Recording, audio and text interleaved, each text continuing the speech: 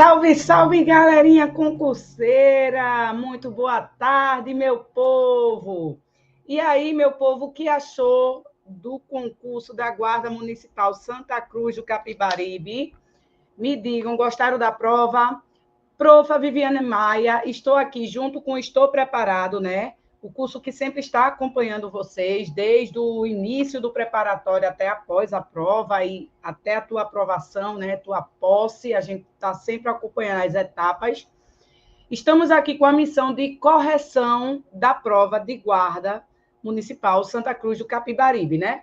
Eu fiquei com a missão de Direito Administrativo e Constitucional.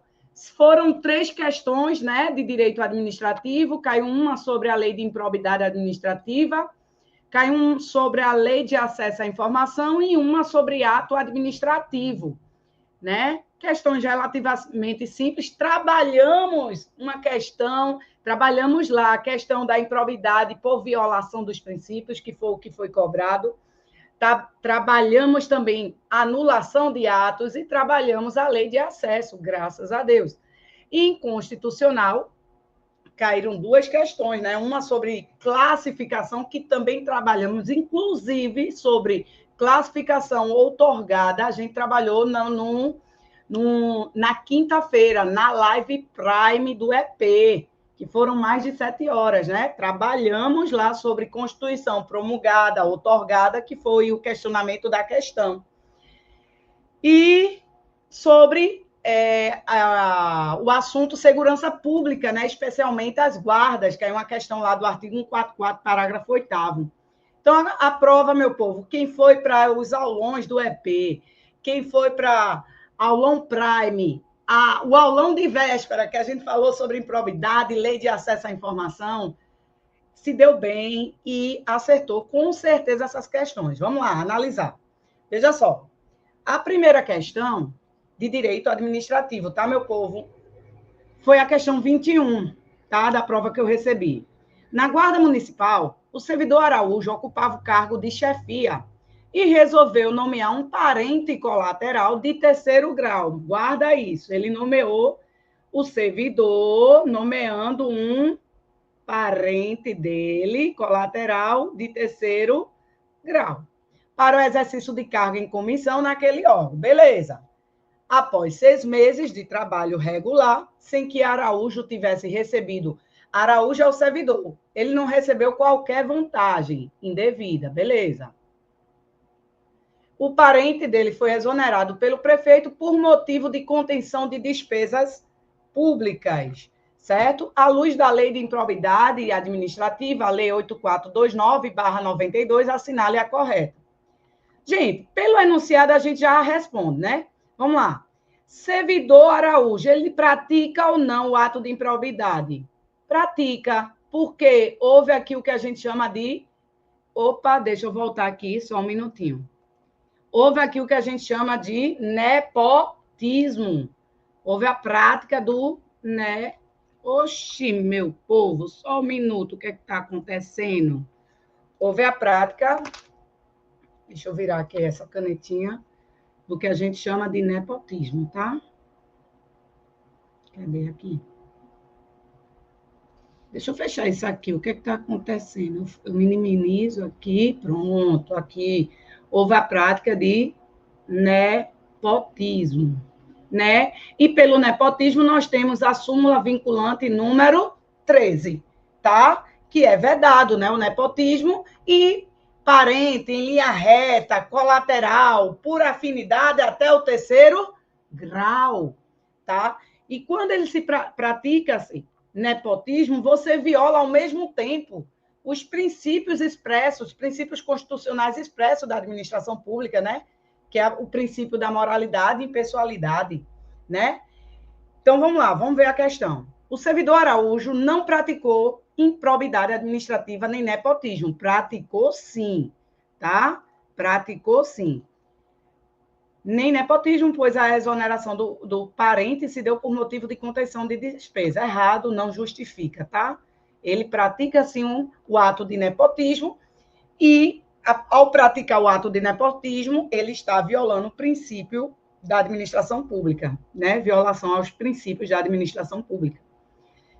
Eu fiz questões sobre duas, no aulão de véspera, sobre a lei de improbidade, e a gente trabalhou justamente condutas que violavam os princípios administrativos. Eu falei sobre o nepotismo. Quem esteve nos aulões de Caruaru presencial e em Recife, eu falei sobre o nepotismo que configuraria ato de improbidade por violar os princípios da administração pública. Letra B. Somente se o parentesco fosse de primeiro grau. Não, a súmula vinculante do STF é parentes até o terceiro grau, né, meu povo? O terceiro grau, tá? Em linha reta colateral por afinidade. Não. C. Como o servidor Araújo beneficiou um parente que não deveria ter sido nomeado para o cargo em comissão, houve prática da improbidade administrativa. Gabarito, letra C. Houve prática, sim, por violar os princípios, porque nepotismo é uma prática que viola os princípios da administração pública. Embora o servidor Araújo não tenha enriquecido ilicitamente, nem auferido nenhum tipo de benefício ou vantagem, ele viola os princípios da administração pública quando ele pratica o nepotismo.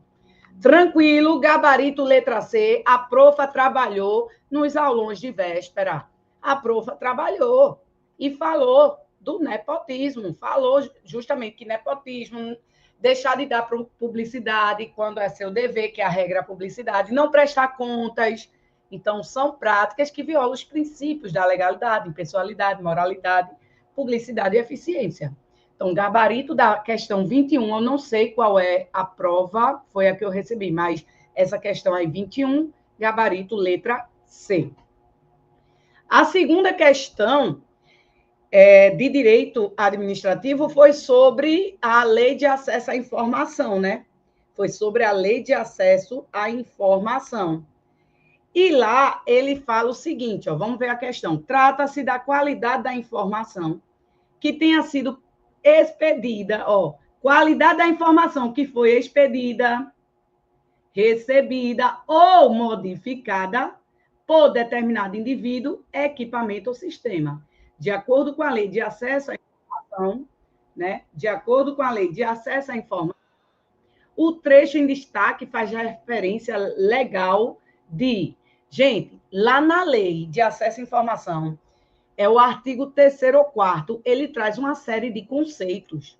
Primariedade, autenticidade, o que é um documento, certo? Então, veja, quando a qualidade da informação que foi produzida, expedida, recebida ou modificada por determinado indivíduo, equipamento ou sistema, seria primariedade, gente? Não. Primariedade está relacionado à informação original, que a qualidade, a primariedade é um conceito que está lá na lei de informação, que é a qualidade da informação, né? A qualidade da informação que é coletada na fonte, ou seja, com o máximo de detalhes possíveis e sem modificações. Então, a primariedade está relacionada com a informação original. É a informação que é coletada na fonte com o máximo de detalhe possível e sem nenhuma modificação. Então, não tem a ver com informação modificada por determinado equipamento, sistema ou indivíduo, conforme a questão informa. Tá? Não seria. A especificidade não é nenhum conceito técnico previsto na lei de acesso à informação. Não seria a letra B, o gabarito. A impessoalidade não é um conceito que está lá. A impessoalidade é um princípio constitucional expresso que está na Constituição, artigo 37, caput, né, que a gente estuda os princípios constitucionais expressos, o LIMP, né, legalidade, impessoalidade, publicidade, moralidade e eficiência. Sobrou o quê, gente? Autenticidade. A autenticidade está relacionada à confiabilidade da informação, tá? Então, é justamente a qualidade da informação que é produzida, expedida, recebida ou modificada por determinado sistema, equipamento ou indivíduo. Está na lei. Ok? Então, sem sombra de dúvida, gabarito, letra D. Ok? Então, está aqui, ó, artigo 4º da lei, eu coloquei, ó. Autenticidade aí, ó. Qualidade da informação que foi produzida, expedida, recebida ou modificada por determinado indivíduo, equipamento ou sistema. Olha a primariedade aqui que eu falei, que está relacionado com a informação original. Qualidade da informação que é coletada na fonte, com detalhes o máximo possível e sem modificação. Então, o conceito no enunciado nos remete ao gabarito letra D, autenticidade.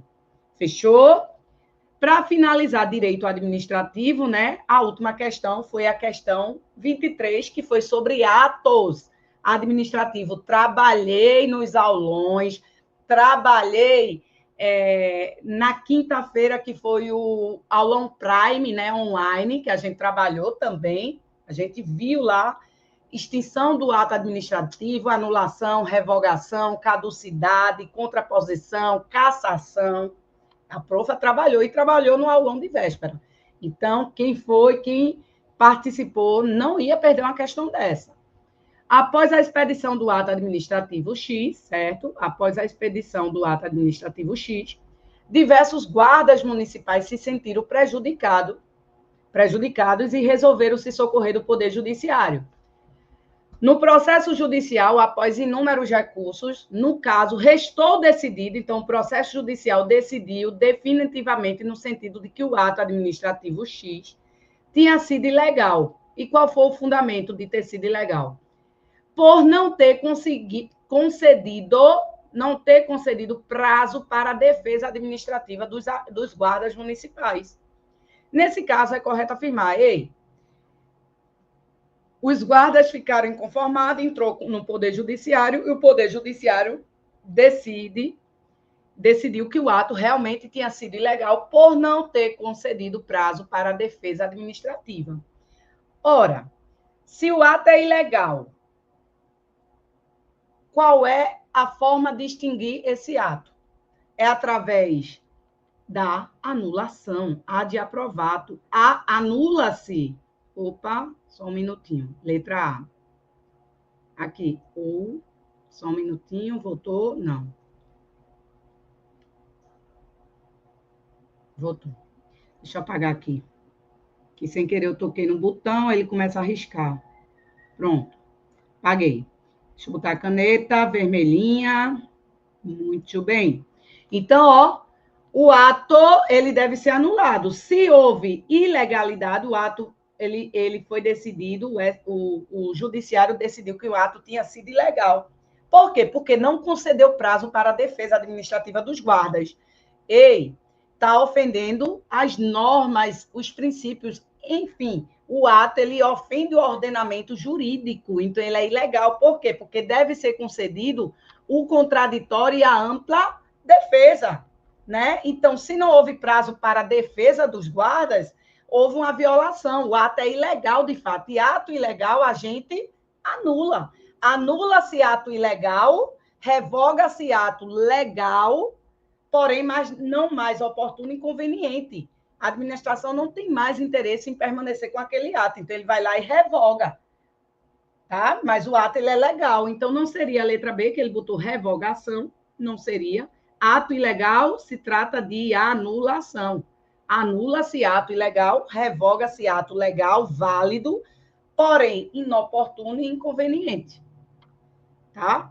Então, gabarito, letra A de aprovado, gente. A questão é clara, o ato tinha sido ilegal. Se o ato é ilegal, como é que eu posso extinguir esse ato? Através da anulação. A anulação, ela traz os efeitos retroativos, né? Ex tunc retroage, né? Porque o ato é ilegal desde o seu nascimento. Gabarito, letra A. Fechou? Tranquilo, meu povo. Vamos para as duas questões de direito constitucional. Aqui seria direito constitucional, aqui em cima, tá, gente? É porque eu acabei não apagando e botando direito constitucional aqui em cima, tá? Considera aí direito constitucional. Bora lá. A questão de número 25, bora lá. A Constituição Federal de 88 prevê a atuação de diversos órgãos no âmbito da segurança pública, como, por exemplo, a Polícia Federal, as polícias militares e o Corpo de Bombeiro Militar. Embora não sejam responsáveis pela preservação da incolumidade pública das pessoas. É correto afirmar, né? É correto afirmar que as guardas municipais devem proteger. Vamos botar a caneta aqui para fazer as anotações. Ele deve proteger as guardas, patrimônio das pessoas e os bens e direitos do município, meu povo. O patrimônio das pessoas, dos municípios e dos territórios, não, né? Gente, eu sempre falo nas aulas, e eu falei nessas revisões, nesses aulão, não aulão de véspera, que guardas municipais, ele está na Constituição, ele protege bis, né? Deixa eu apagar aqui para corrigir, só um minutinho. Pronto. Só para concluir aqui. São duas questões.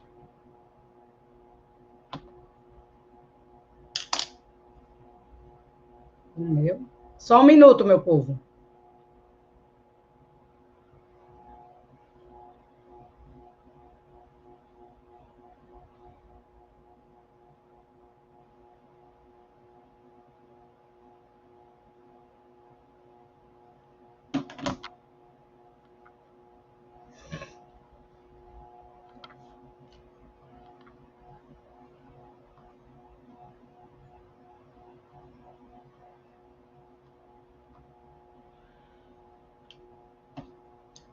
Meu irmão, é alguma coisa porque eu estou em aula, vi se eu estou gravando uma live aqui.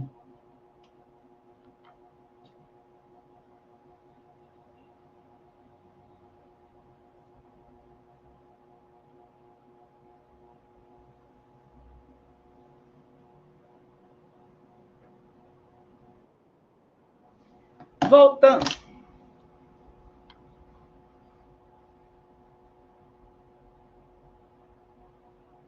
Voltando, pessoal. Voltando, veja só. A questão de número 25 é de direito constitucional, né? E ela nos informa o seguinte. Ela diz, ó, a Constituição Federal de 1988 prevê a atuação... Beleza. Vamos lá. Voltando. A questão de número 25 é de direito constitucional, né? Vamos lá. A Constituição Federal de 1988 prevê a atuação de diversos órgãos no âmbito da segurança pública, como, por exemplo, a Polícia Federal, as polícias militares e o Corpo de Bombeiro Militar. Embora não sejam responsáveis pela preservação da incolumidade das pessoas, é correto afirmar que as guardas devem proteger. As guardas vão proteger o patrimônio das pessoas e os bens e direitos dos municípios? Não. Ó, quem foi para os aulões lá, e no aulão de véspera, na quinta-feira, no revisaço que a gente teve, né, o revisaço do EP, a profa falou que as guardas, eles são responsáveis por quê? Por bis. Epa, deixa eu corrigir, é bis, né?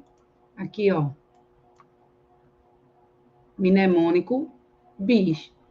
As guardas municipais, os municípios poderão constituir guardas municipais para proteger bens, instalações e serviços, né? Dos municípios, né? Bens, instalações e serviços dos municípios. Está lá, artigo 144 da Constituição, parágrafo 8º. Beleza? Tranquilo? Então, meu povo, gabarito aqui, letra D, os bens, instalações e serviços dos municípios. Ô, professora, mas veja, a Constituição, a letra C diz o seguinte, os bens, direitos e serviços dos municípios, incluindo as suas autarquias e fundações públicas. Veja bem, eu consideraria essa daí correta se ela estivesse cobrando a legislação infraconstitucional, porque vocês sabem que no Estatuto das Guardas Municipal, né, a lei federal que traz o Estatuto Geral das Guardas Municipais, eles mencionam que ele amplia a competência trazida pela Constituição e ele, ampliando, ele diz que inclui, né, também, não só dos municípios, como de suas autarquias, fundações e órgãos públicos. Ele amplia. Mas a questão em tela, ele nos remete, olha aqui, ó, o enunciado da questão, a Constituição Federal prevê. Então, ele não trata em nenhum momento ele não fala aí da lei do Estatuto Geral das Guardas, né? Ele não fala da lei infraconstitucional. Então, eu consideraria, segundo a Constituição, a letra D. A letra D é o texto da Constituição. Então, as guardas devem proteger os bens, as instalações e serviços dos municípios. Inclusive, eu trouxe aqui o dispositivo constitucional. Aqui, ó. A Constituição, no parágrafo 8º, diz: os municípios poderão constituir guardas municipais destinadas à proteção de seus bens, serviços e instalações conforme dispuser a lei. Sempre eu boto lá, ó o mnemônico, para lembrar que as guardas municipais é responsável. Olha eu de novo querendo escrever. Sempre eu boto esse mnemônico, né? Bis, que remete a quê, professora? Bis, que remete a bens, bis. Aqui, ó. Bis. É um mnemônico. As guardas devem proteger bens, instalações e serviços dos municípios. Isso é o texto da Constituição. Agora, se a questão quisesse, de acordo com o Estatuto Geral das Guardas Municipais, que é a Lei Federal 13.022 de 2014, aí ele amplia. Veja aqui que aqui o artigo 3º dessa lei amplia e diz, ó, é competência geral das guardas municipais a proteção de bens, serviços, logradouros públicos municipais, instalações do município, incluídas as suas autarquias, fundações e órgãos públicos, colaborando de forma integrada com os órgãos de segurança pública em conformidade com o artigo parágrafo 8º do artigo 144 da Constituição. Ok? Mas, se a gente for seguir a Constituição, que foi sobre o enunciado, a gente vai, o texto da Constituição, ele fala de bens, instalações e serviços. Ele não inclui as autarquias, nem as fundações públicas, nem os órgãos públicos. Isso está na legislação infraconstitucional. Fechou? Então, meu gabarito aí fica a letra D. E, para finalizar a questão de constitucional, eu fiz num revisaço GCM Santa Cruz, que foi na quinta, que foi a live que o EP fez, né? Quinta-feira a gente teve uma live e eu falei sobre classificação de Constituição. Não foi? E a gente falou sobre Constituição promulgada. A questão, salvo engano, ela falava sobre algumas classificações e falava lá que a promulgada era aquela imposta. E a gente viu que era errado. Né? Então, vamos lá. Questão de número 26. Escritas ou não, as Constituições regem a vida política e jurídica de uma sociedade organizada, sob a tutela do Estado, quando, na sua origem, uma Constituição é classificada como outorgada. Classificada como outorgada significa que a Constituição é super rígida, não podendo... Não. A Constituição, quando a gente classifica como super rígida, a gente está classificando quanto à questão da alterabilidade, a mutabilidade da Constituição, né? E a super rígida é possível a modificação, né? Então, está errado, não seria isso que conceitua a Constituição outorgada, não é isso. Não contou com a participação efetiva do povo ou dos representantes eleitos na sua elaboração. O nosso gabarito é a letra B. A Constituição outorgada é a Constituição imposta pelo governante, pelo ditador, sem participação do povo nem seus representantes, diferentemente da Constituição promulgada, que é a Constituição democrática, que é a Constituição que a elaboração do texto, bem como a sua publicação, ela se dá com a participação do povo. O povo elege os representantes que vai formar a Assembleia Constituinte e vai elaborar o texto da Constituição. Então, a vontade popular está representada na Constituição promulgada, diferentemente da outorgada, que é aquela imposta pelo governante, pelo ditador, né, nos regimes autoritários, absolutistas, né? Então, é aquela Constituição imposta pelo governante, pelo ditador, sem ter a participação do povo e de seus representantes na sua elaboração. Sem sombra de dúvida, letra B. Representa o retrato do contexto político-social daquele momento em que o povo aprovou? Não, não tem nada a ver com Constituição outorgada. Ela foi imposta pela vontade popular? Não. Se fosse imposta pela vontade popular, era a Constituição promulgada, que através de uma Assembleia Constituinte conseguiu derrotar os fatores. Não. A gente está falando da outorgada. Então, não seria letra D, gabarito letra B. Tá, meu povo? Então, meu povo, foram 5 questões, né? 3 de administrativo, 2 de constitucional. O edital foi em constitucional, foi um pouquinho extenso, mas só caiu 2 questões, uma de classificação e uma sobre segurança pública, especialmente sobre guardas. Eu alertei, né, que focasse na parte do município de guarda, porque é a atividade que vocês vão desempenhar.